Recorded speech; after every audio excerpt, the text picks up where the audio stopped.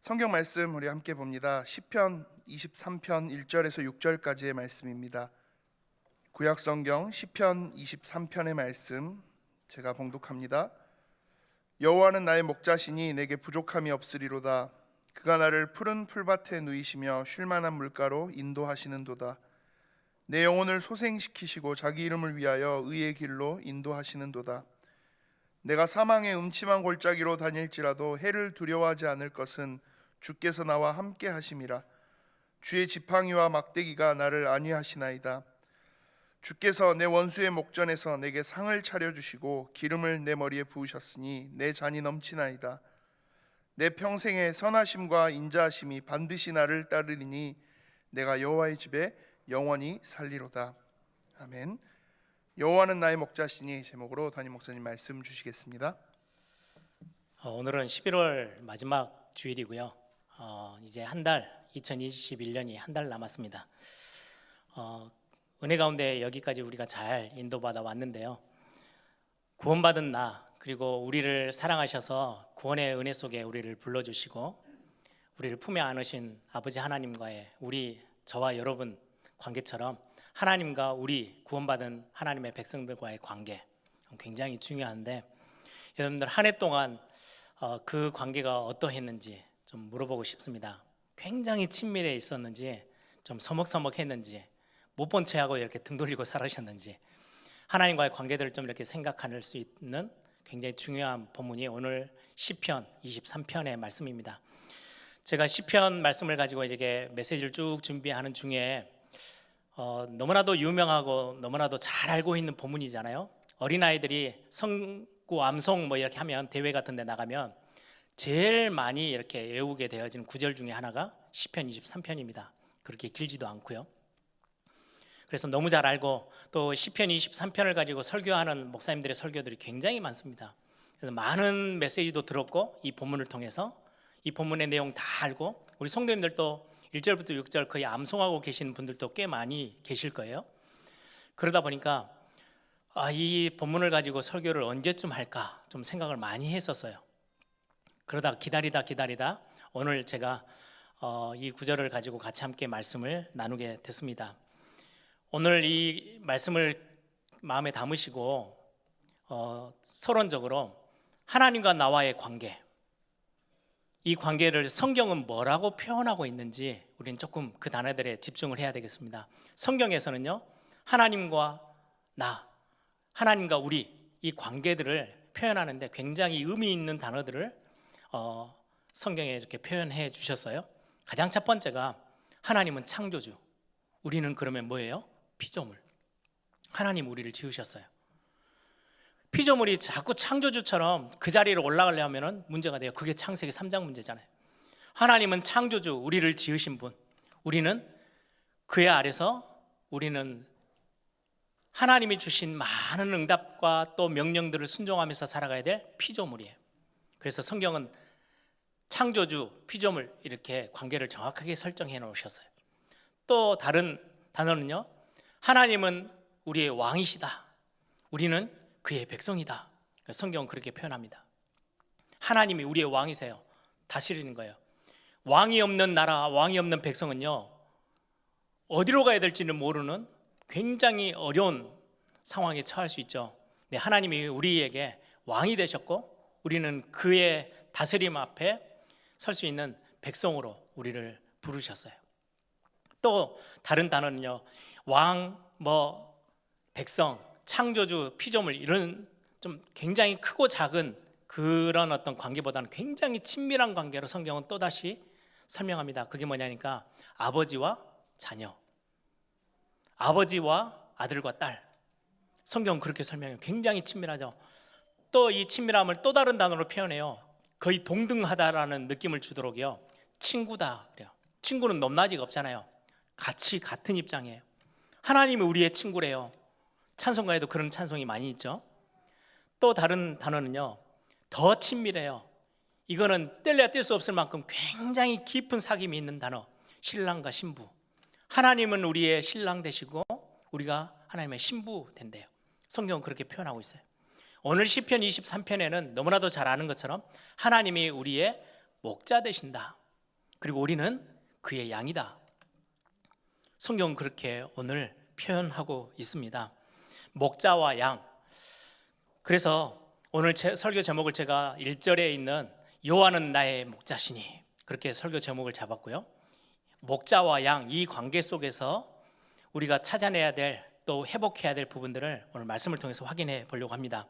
목자와 양, 성경은 그렇게 말씀하고 있어요. 시편 78편 52절에 보니까 그가 자기 백성은 양같이 인도하여 내시고 광야에서 양떼같이 지도하셨도다.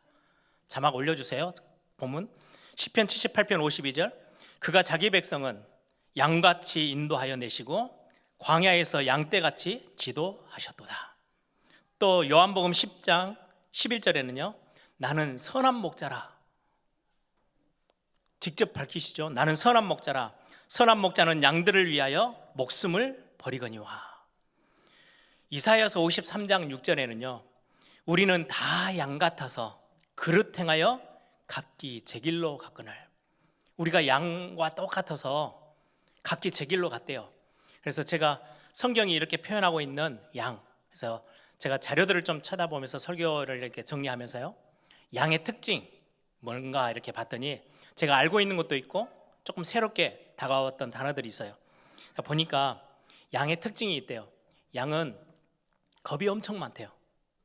겁이 많고 다리의 힘이 이렇게 다른 동물들보다는 좀 약해서 잘 넘어진대요. 어떻게 보면 우리하고 너무 비슷한 것 같죠. 그리고는 시력이 별로 안 좋아요. 멀리 보지를 못해요. 그래서 어떤 자료들을 보니까 한 3m 넘어 있는 거는요, 아예 볼 수가 없대요.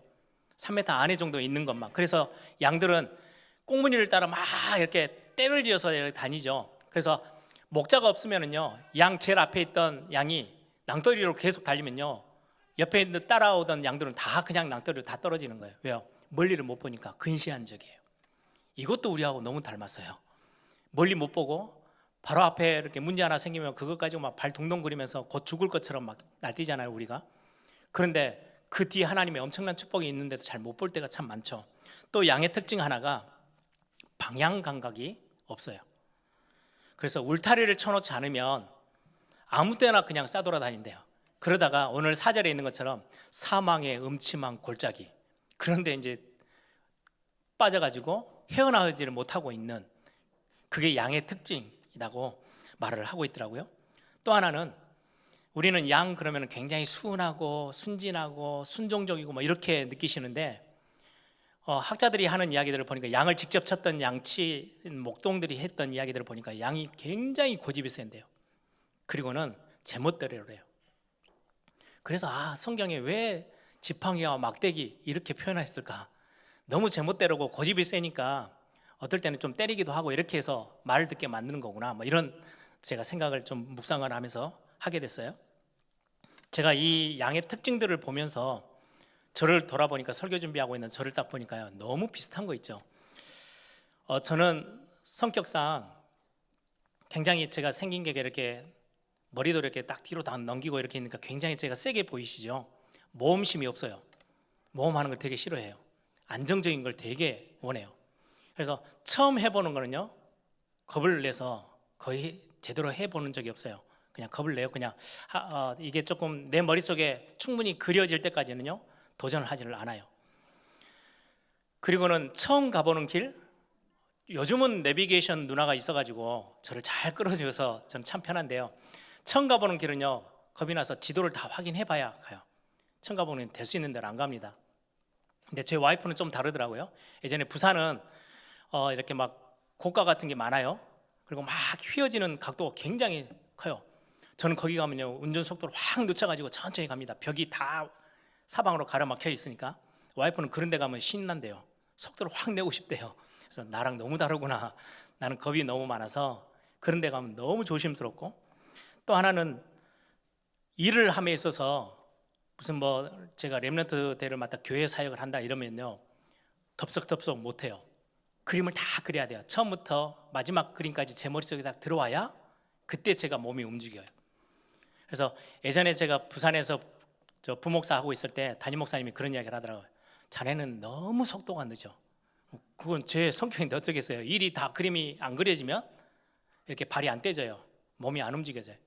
그래서 어떻게 보면 렘넌트 대회 때 스태프들이 목사님 어떻게 다 아십니까? 뭐 이런 이야기를 해요. 왜냐니까 사전에 제가 그 일을 맡으면요, 그림을 다 그려봐야 돼요. 이런 일이 있을 것 같다, 이런 상황이 벌어질 것 같다, 지금 이런 거 다 그려놓고 그리고는 움직이니까 다른 사람들이 보면 엄청 뭘 많이 아는 것처럼 생각하는데요, 그게 아니고 조금 미리 앞서서 겁이 많이 나니까 그림을 다 그려놓고 가는 거예요. 그런데 고집은 엄청 세요. 박이석 씨 아들이에요. 박씨 집안이어가지고 고집은 무지하게 세고 제멋대로 해요. 딱 양의 특징을 그대로 닮아있는 제 모습을 보면서 한편으로는 좀 웃음도 나오고요. 야, 그래서 나에게 목자가 진짜로 필요하구나. 목자가 없으면 앞을 한 치 앞도 모르는데, 그리고 겁이 나서 도전도 못하고 있는 내가 어떻게 이 중요한 내 실력과 내 수준과 전혀 맞지 않는 내가 교회 담임으로 서서 사역을 해? 아, 불가능하다. 나에게는 진짜 목자가 필요하구나. 예, 그렇습니다.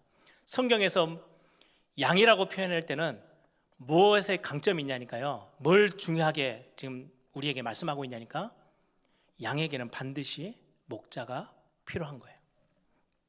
목자가 없으면 낭패를 당해요. 왜요? 앞을 못 보죠. 시야도 없죠. 방향 감각도 없죠. 누군가가 끌어주지 않으면 어디가 있을지도 모르고 위험한 상황에 처하는 게요, 너무너무 자주 있을 건데요. 이스라엘 그 가나안 땅 지형, 이스라엘 백성들, 지금 성경이 기록되어 있는 그 배경에 있는 지역은요, 양들이 풀을 뜯어먹는데 넓은 푸른 초원 위에서 양들이 풀을 뜯어먹는 그 장관이 아니에요. 가나안 땅의 지형은요, 굉장히 산세가 험해요. 그리고 골짜기들도 많고 산중이 굉장히 험하고 맹수들도 많고, 거기에 넓은 평평한 땅은요, 광야 땅이에요. 1년에 한 2달, 3달만 비가 잠깐 오고요, 1년 내내 비가 없어요. 물을 먹으려면요, 양들을 물을 먹이려면요, 목자가 끌고 가야다만이 가능해요. 그런 상황, 광야길에서 풀이 있는 데를 찾아서 가서 먹어야 되는 상황이다 보니까 양들은요, 스스로를 절대 움직일 수가 없어요. 나가면 죽어요. 그래서 성경은 그 장면들을 그대로를 가지고 와서 목자와 양 이렇게 설명하고 있는 겁니다. 그래서 느헤미야 9장 19절에 보면 주께서는 주의 크신 긍휼로 그들을 광야에 버리지 아니하시고, 자막 올려주세요. 낮에는 구름 기둥이 그들에게서 떠나지 아니하고 길을 인도하며 밤에는 불 기둥이 그들이 갈 길을 비추게 하셨사오며. 이 광야길에서 이스라엘 백성들이, 양 같은 이스라엘 백성들이 움직여야 되는데 낮에는 너무 뜨거워서요, 버틸 수가 없어요. 그래서 구름 기둥으로, 밤에는 갑자기 온도가 낮아지니까 저체온증으로 죽을 수 있어요. 그때 불기둥으로 그렇게 인도해 오셨던 하나님이 목자 되신다라고 성경은 밝히 말씀하고 있습니다. 그래서 오늘 2절에 보니까 어떨 때는 하나님이 우리의 목자 되셔서 양들을 어디로 끌고 가냐니까요, 푸른 들판, 또 쉴만한 물가, 우리의 인생 가운데도 굉장히 편안하고 많은 응답과 축복이 있는 현장을 맛보기도 하시죠. 근데 또 다른 한편으로는요, 3절에 내 영혼을 소생시키시며, 이 단어를 조금 더 깊이 묵상해 보시면 소생시키다라는 거는요, 다 망가져 버리는데 다시금 회복시키는 거예요. 뭔가 딴 길을 가서 영 딴 데 가 있는 거를 제자리로 돌려놓는 걸 보고 소생시키다, 회복시키는 거예요. 양이 앞을 멀리 못 내다보고 방향 감각이 없다 보니까 이런데 저런데로 낭떠러지로 저 험한 골짜기로 이렇게 빠져들어갔을 때 성경에도 여러 비유가 나오죠. 목자가 그 잃어버린 양을 찾기 위해서 막 다녀요. 빨리 가야 돼요. 안 그러면 맹수들에게 잡혀 먹기 때문에. 그래서 겨우 찾아요. 그러면은 그 양을 어깨에 짊어지고 제자리로 돌아와요. 양떼들이 있는 대로 돌아와요. 그걸 내 영혼이 소생시키시며, 내 영혼을. 그래서 여러분들 그림 같은 거 가끔 보시죠. 목자가 양을 이렇게 어깨에 짊어지고 이렇게 돌아오고 있는 그런 그림들도 가끔 있죠. 내 영혼을 소생시키시며, 우리가 목자가 있는데 그쪽에 집중하지 않고 딴 거 하다가 영 딴 데 가 있으면요, 목자가 쫓아와서 우리를 다시금 끌어안고 우리의 제자리로, 안전한 자리로 돌아오게 하는 거. 그게 오늘 3절에 내 영혼을 소생시키시며 라고 돼 있어요. 4절은요, 우리는 방향 감각도 없어서 자주 놓쳐요. 사망의 음침한 골짜기, 그리로 들어갈 때도 있어요. 우리 인생도 그러하죠. 도저히 헤어나오지 못할 것처럼 보이는 그곳에 가도 괜찮다. 어떨 때는요, 중요한 풀이 있는, 촌이 있는 그것을 향해서 지나가야 되는데 그게 사망의 음침한 골짜기일 수도 있어요. 목자가 그리 우리를 끌고 갈 수도 있어요. 우리는 당장 앞에만 보고 너무 힘드네 라고 하는데 그 너머에는 그걸 통과해야 쉴만한 물가가 기다리고 있을 수 있거든요. 그래서 그를 통과하는데 반드시 있어야 될 게 목자예요. 그래서 오늘 시편은 뭐라고 말해요? 사망의 음침한 골짜기를 다녀도 내가 두려워하지 않는다. 왜? 목자 되신 분이 나와 함께 있기 때문에 괜찮아 라고 지금 고백하는 거예요. 5절에는 원수의 목전에서, 원수의 목전, 양으로 따지면 들짐승들, 맹수들이 눈앞에 딱 있어요. 얼마나 겁이 나겠어요. 안 그래도 겁 많은 양이 앞에 사자가, 곰이 딱 버티고 있으면 그 원수의 목전에 섰을 때, 이때도 지팡이와 막대기를 가지고요, 지켜서 보호하시고 인도해 나가시는 목자가 있기 때문에 두려워할 게 없어지는 거죠. 오늘 본문의 내용이 그러합니다.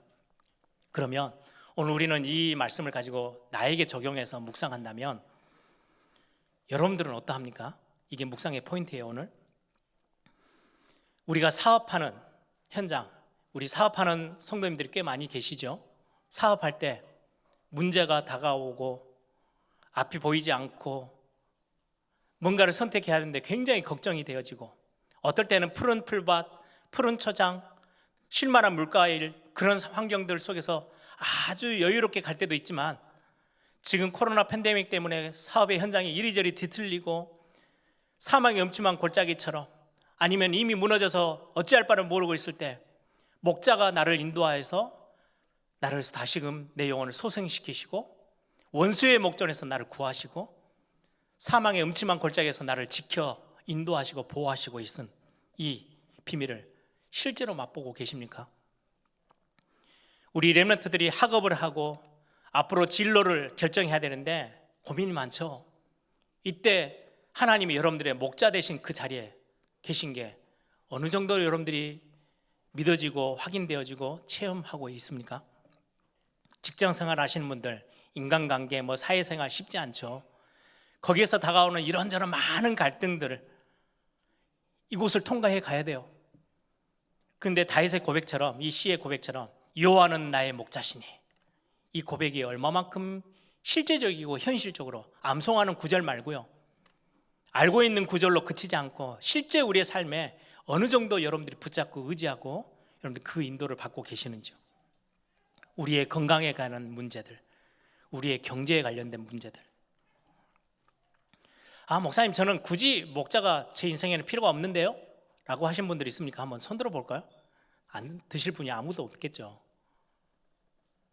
그 말은 나 스스로 충분합니다. 누군가의 도움이 필요 없어요. 나 스스로 충분해요. 그 이야기거든요. 그때마다 성경에 수많은 일들이 일어난대요. 굉장한 멸망들이 찾아왔던 때가 그때였어요.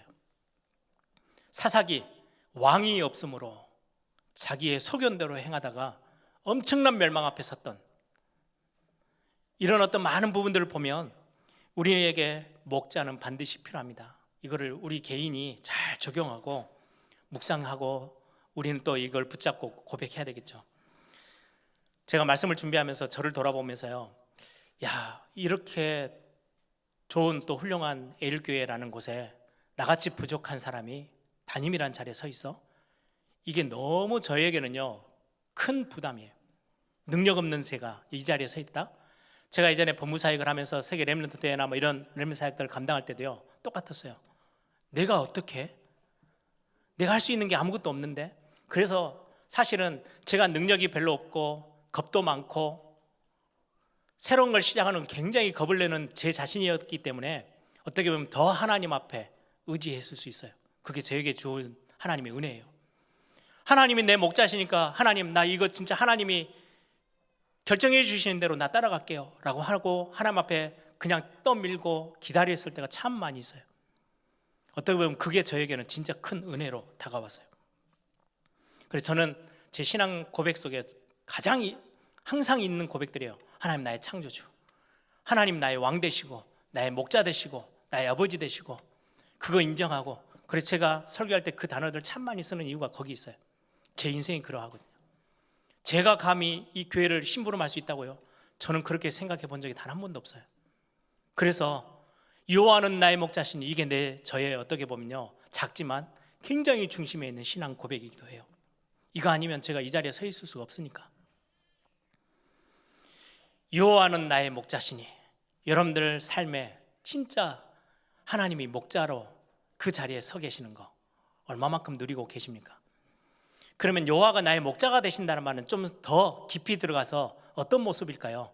그거를 우리가 이해하려면 오늘은 시편 23편은 다윗이 지은 시거든요.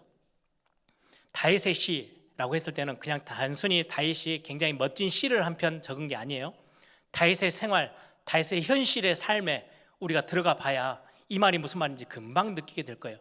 그래서 다윗의 삶이 이렇게 쭉 기록되어 있는 성경이요, 사무엘상, 사무엘하 이렇게 돼 있어요. 그래서 다윗을 좀 이해하고 싶다라고 하신 분들은 사무엘상하서를 읽으면 굉장히 도움이 됩니다.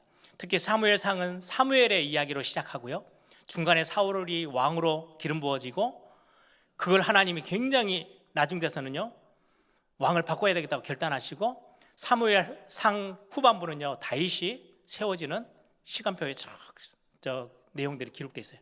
그리고 왕으로 세워져서 전 나라에서 인정받고 왕으로 세워져서 왕의 삶을 쭉 살아갔던 기록이 사무엘하에 기록되어져 있습니다.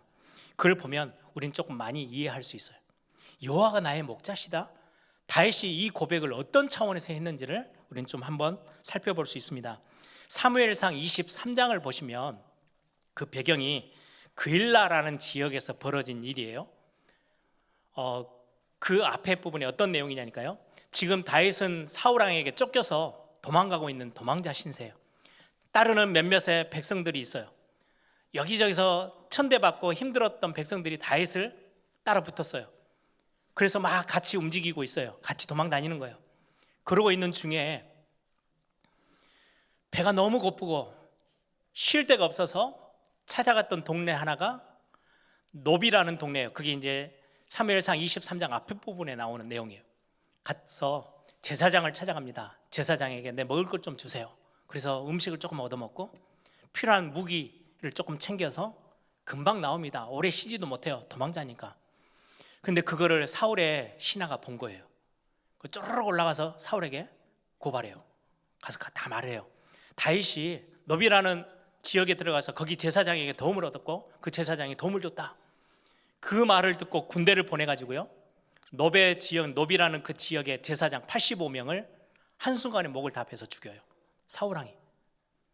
그리고는 그걸로 끝내는 게 아니고 제사장의 가족들, 그 성에 있는 어린아이들까지 다 죽여버려요. 얼마나 잔인합니까? 이 정도로 지금 다윗이 그냥 단순하게 술래잡기 하면서 도망다니는 수준 아니거든요. 생명에 엄청난 위협을 느끼고 있는 수준. 그래서 그 노베에서 빠져나와가지고요, 그 소식을 들으면서 어디 한 곳에 숨어 있는데, 모압에도 갔는데 하나님이 모압 땅에는 있지만 가나안 땅으로 다시 들어와 해서 가서 있는 곳이 그일라라는 지역 근처예요. 숨어 있어요. 근데 백성들이, 옆에 있는 백성들이 소식을 전해옵니다. 블레셋 나라가 그일라 지역에 쳐들어와서 자꾸 약탈하고 사람들 죽입니다. 어떻게 해야 될까요? 그래서 다윗이 그 이야기를 듣고요, 하나님 앞에 기도합니다. 하나님, 제가 이 블레셋 그일라 지역을 돕기 위해서 제가 그 지역으로 가야 될까요? 말아야 될까요? 그랬더니 하나님이 빨리 올라가라. 내가 블레셋 네 손에 다 붙여줄게. 그래서 백성들에게 하나님이, 내가 기도했더니 블레셋 저 부수라고, 그일라 지역 사람들을 살리라고 나를 가라한다. 그랬더니 백성들이 난리가 난 거예요. 아니 지금 상황 파악이 안 되십니까? 우리가 지금 겨우 숨어가지고 있는데 가서 그일라 지역에 가서 싸우고 오고 나면 그게 소문이 나고 그럼 사울이 우리를 또 죽이려고 막 쫓아올 건데, 그건 지금 우리도 지금 숨쉬기도 힘든 상황인데 남을 돕는다고요? 말이 안 돼요라고 했더니 다윗이 쪼르륵 또 하나님 앞에 올라가서 물어봅니다. 백성들이 이렇게 이야기를 하는데 다시 한번 하나님 여쭤볼게요. 그럼에도 불구하고 내가 그일라 지역에 가서 블레셋과 싸워야 됩니까? 말아야 됩니까? 근데 하나님이 올라가, 그일라 지역 가서 살려줘. 블레셋과 싸워. 내가 그 블레셋 군대들을 네 손에 다 붙여줄게. 그래 올라가서 싸워서 이기고 내려와요. 이기고 내려왔더니 당연하죠. 사울의 귀에 다 들어갔어요. 그 소식을 듣고는 또 하나님 앞에 쭉 갑니다. 다윗이 고백합니다. 기도합니다. 하나님, 그럼 이런 상황에 사울이 나를 잡으려고 여기까지 내려올까요? 안 내려올까요? 물어봐요. 그때는 하나님이 내려올 거야. 그러면 빨리 도망가야 될 거 아니에요. 또 하나를 기도합니다. 그러면 사울이 내려와서 그일라 사람들하고 만날 건데 그일라 사람들은 내가 도움을 줬던 사람인데 나를 배신하고 사울왕에게 붙어가지고 사울왕 손에 나를 넘길까요? 안 넘길까요? 그랬더니 하나님이 뭐라고 답을 하시냐?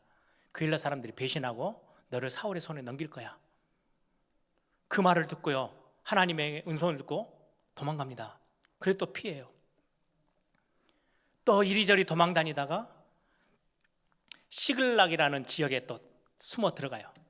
그런데 그 지역에 아말렉이라는 나라가 쳐들어와가지고 자꾸 강도짓을 해가는 약탈을 해가요. 그리고는 물건을 다 농사지었던 거 다 훔쳐가지고는 도망가고 있는 사실을 듣고 하나님 앞에 또 쪼르륵 올라가서 다시 물어봅니다. 하나님, 도망가고 있는 저 아말렉 사람들, 강도들 내가 쫓아가면 잡을 수 있을까요? 못 잡을까요? 그게 사무엘상 30장에 나오는 내용입니다. 그랬더니 하나님 앞에 물어봤더니 하나님이 너 충분히 쫓아갈 수 있어. 빨리 쫓아가서 잡아. 그래 그 음성 듣고 또 막 쫓아가서 잡습니다. 나중에 사무엘 하 5장은요 왕이 이미 됐어요. 이제 자기가 군대 통수권자예요. 군대도 거느릴 수 있고 움직일 수 있는 사람이 됐어요. 그런데 블레셋이 쳐들어온다는 소문을 들었어요. 가면 되잖아요. 자기가 예전에는 도망다니던 신세였고 지금은 사무엘하 5장은요 왕이 된 상황이에요. 갈 수 있는데 또 하나님 앞에 쪼르륵 올라가서 물어봅니다. 하나님, 내가 지금 블레셋이 쳐들어온다는데 올라가서 싸울까요 말까요? 그랬더니 하나님이 블레셋과 싸워라. 내가 그들을 네 손에 다 넘겨줬어. 가. 그래서 군대를 일으켜서 가요. 제가 오늘 뭘 설명하려고 쭉 긴 이야기를 합니까? 다윗이 고백하는 여호와는 나의 목자시니 어떻게 살아와요? 사사건건 하나님 앞에 다 물어봐요. 하나님, 내가 가야 될까요? 말아야 될까요? 해도 될까요? 안 해도 될까요? 하나님이 가라 답을 주셨는데 백성들이 가면 안 돼요 라고 막 소리치니까 그럼 또 올라가서 백성들이 이렇게 또 반대하는데 그래도 해야 될까요? 말아야 될까요? 하나부터 열까지 다 물어보고 그 인도받아서 하루하루 이렇게 걸어왔던 사람이 다윗이에요. 그 다윗이 고백하는 고백이에요. 여호와가 나의 목자시다. 그래서 나는 부족함이 없어. 반대로 사울은 어떠했어요? 아말렉과 싸움에서요 선지자를 보내서 하나님이 말씀하세요. 전쟁에서 너를 승리케 할 건데 전리품을 다 거두면 그걸 다 불태워버리고 없애버려야 돼 라고 말씀했는데 전쟁에서 승리했어요. 전리품을 다 모았는데 백성들이 그걸 보고 아까운 생각이 든 거예요. 살들이 살쪄 있고 기름지고 막 이렇게 있는 짐승들을 보면서 왕이여 이걸 어떻게 다 태워서 없앱니까? 우리가 하나님께 좋은 물건이니까 제물로 드리기 위해서 남겨둡시다. 그 소리를 금방 듣고요 남겨놔요. 그 사건 때문에 하나님이 사울을 왕으로 세운 걸 후회하세요. 그리고 다윗을 찾아가서 다윗을 세우세요. 사울은 단 한 번도 하나님 앞에 가서 이렇게 할까요? 저렇게 할까요? 물어본 적이 없어요. 여호수아 아시죠? 가나안을 정복하러 탁 나섰을 때 모든 것을 사사건건 다 물어봤거든요. 하나님 앞에. 유일하게 딱 한 군데 안 물어본 데가 있어요. 아이성 앞에서. 정탐꾼을 딱 보냈어요. 보냈더니 갔다 와서 정탐꾼이 하는 말이 성이 너무 작아서 다 올라갈 필요도 없고요. 우리 그냥 한 3,000명 정도 군대만 보내면 끝장을 낼 수 있습니다. 그 말 듣고요 곧바로 그냥 이행해서요 군대를 보내요. 완전 무너졌어요. 우리에게 참 좋은 교훈이죠. 다윗이 여호와는 나의 목자시니 이 고백이요 어떤 고백인지 이해가 되십니까? 하나부터 열까지 올라가서 묻고, 어떻게 보면 우리가 뭐 그런 것도 물어야 돼? 아니 이미 왕으로 세워졌잖아 라고 생각할 수 있는 그 사건까지도 다 가서 하나님 앞에 질문합니다. 이거를 보고 시편 23편은 굉장히 현실하고 가까운 시예요. 이럴 때마다 다윗은 하나님을 진짜로 목자로 여기고요, 양이 수준이 그것밖에 안 돼요. 앞을 전혀 내다보지도 못하고 방향도 어떻게 갈지도 모르고 선택도 할 줄 모르는 양인 거를 너무 잘 알고 목자에게 하나부터 열까지 다 물어보고 인도받았던 사람이 다윗이에요. 그리고는 마지막에 뭐라고 고백하는지 아세요? 여호와는 나의 목자시 내가 부족함이 없다. 그러면서 마지막 절에 내 평생에 하나님의 그 선하심과 인자하심이 내게 너무 풍성했었어. 우리 올해 이 응답 체험하고 계셨던 성도님들도 계시겠죠. 근데 혹시 놓치고 있었다면 회복하셔야 돼요. 내년 2022년을 우리는 시작하면서요, 여러분들 결단하세요. 여호와의 선하심과 인자하심, 여호와가 나의 목자가 되셔서 나를 순간순간마다 내가 질문할 때마다, 물어볼 때마다, 하나님을 바라볼 때마다 나에게 인도해 주시는 그 축복들을 내가 체험하며 살아야 되겠다. 그리고 어느 날 내 자녀들에게 교회 앞에서 감사하며 고백하는 것, 내 평생에 여호와의 선하심과 인자하심이 정녕 나를 따라왔었어. 이것 때문에 내가 여기까지 지금 은혜로 살아왔어 라는 고백이 우리 예일교회 모든 성도님들의 고백이 되기를 바랍니다. 나의 현실에서 우리는 어떠하고 있습니까? 목자에게 인도를 받는다, 나의 목자시다 라고 고백해놓고 우리는 어떤 모습을 가지고 있습니까? 어떨 때는요, 사무엘상의 23장에 있는 것처럼 내 현실이 너무 지금 급박해요. 내 일도 지금 내가 스스로 어떻게 해결을 못해가지고 막 쩔쩔매고 있어요. 그런데 교회에서 직분자라고 중요한 일을 같이 하자고 요청하고 있어요. 어떻게 해야 돼요? 우리는 하나님 앞에 물어보는 경우가 거의 없어요. 다윗은 자기가 지금 쫓기고 있는 상황인데도 그 일나 사람들을 도와야 될까요? 말아야 될까요?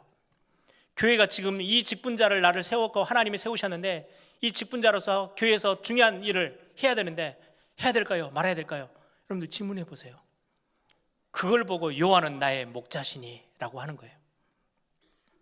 아주 사소하고, 아니요, 사소한 것보다는 작은 일, 그런 작은 일과 작은 사건 속에서 여러분들이 하나님 앞에 어떻게 선택과 결정을 함에 있어서 하나님을 의지하고 바라봅니까?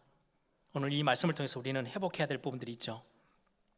우리는 가정의 문제, 개인의 문제, 진로 문제, 우리는 많은 부분에 사람 말을 듣습니다. 주변의 말들을 막 귀 기울입니다. 왜요? 나보다 조금 더 경험 많은 사람들 이야기를 더 들어보려고요. 하나님께 나아가서 백성들의 말이 이러하지만 하나님, 제가 어떻게 해야 될까요? 라고 질문하고 인도받는 우리 예일교회 성도들이 되기를 바랍니다. 말씀을 정리합니다. 오늘 세례 받으시는 분들 있죠. 세례 받았다는 말은요, 예수님을 그리스도로 믿고 고백하고 이 예수 그리스도를 나의 구세주, 나의 주인으로 모셔드리는 걸, 그거를 교회 앞에 선포하고 나는 구원받은 하나님의 자녀가 됐습니다 라는 시간이거든요. 그 말은 이제 하나님과의 우리의 관계가 철저히 형성이 된 거예요. 나는 양이고 하나님이 나를 구원하신 예수 그리스도께서 나의 목자가 되십니다 라는 고백이거든요. 우리 모든 성도들이 다 그러하죠. 그래서 어떨 때는 우리를 푸른 풀밭, 쉴만한 물가로 인도할 때도 있어요. 또 그 길을 가기 위해서 험난한 곳을 통과할 때도 있어요. 사망이 음침한 골짜기를, 그 길로 우리를 인도할 때도 있거든요. 그걸 통과해야 될 때도 있어요. 근데 걱정하고 두려워하지 않는 이유는 나에게 목자가 있으니까. 혹시 내가 놓쳐가지고 너무 위험천만한 낭떠러지 앞에 서 있을 때 내 영혼을 소생시키시며, 원수의 목전 앞에 서 있을 때 나를 구하시고 인도하시는 지팡이와 막대기를 가지고 철저히 나를 지켜주시는 나의 목자가 나에게는 있다.